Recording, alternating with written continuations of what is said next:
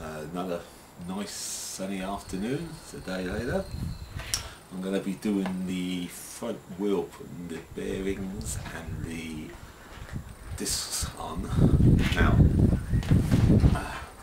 I had a bit of a slight difference than what I actually told you. These discs, I believe, are from a Honda CB900, not from the Yamaha XS.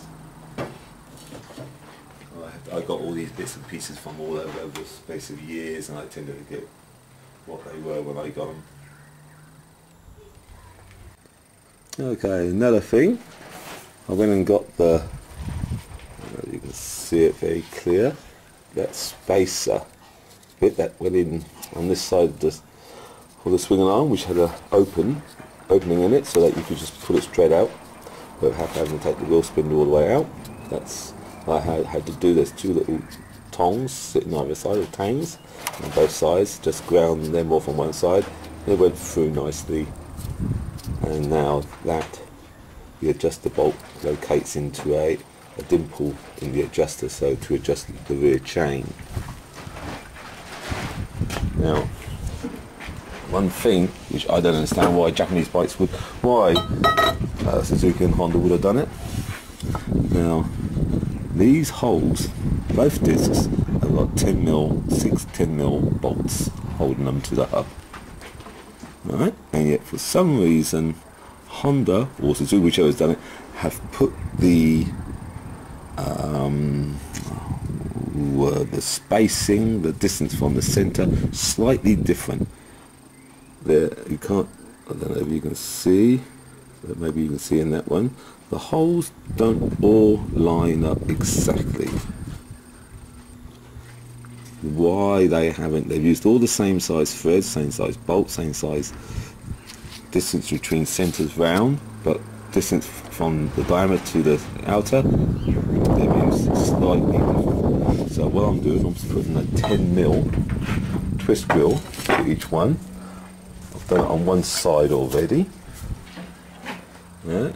Well, I did open the holes up from 8mm to 10mm, and put the bolts in, tighten down. I've got one bearing on one side already. Another thing which was handy, this is the spacer from the Suzuki for the bearings.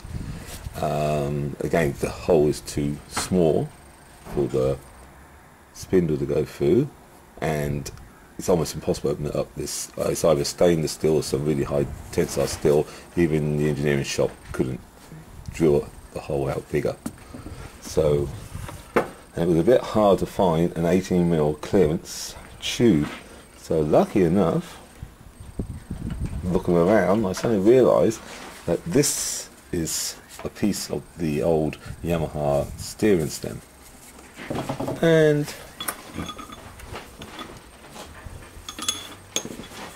it goes on nicely. Cut that to the size, same like that. Stick it in. Now, unfortunately, I think it's a bit proud, a bit high.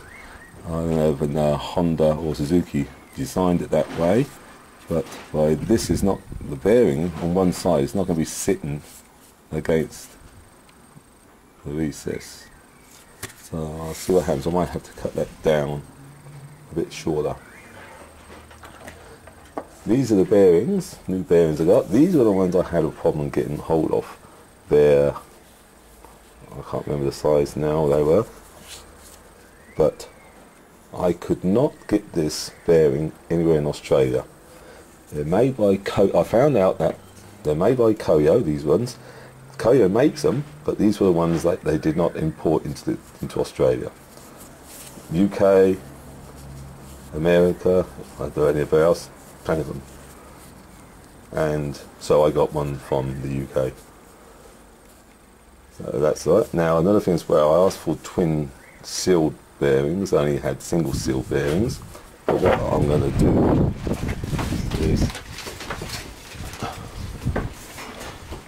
I've done it on the other bearing already. take that seal out, then it just pops out, they do, and push it in that one.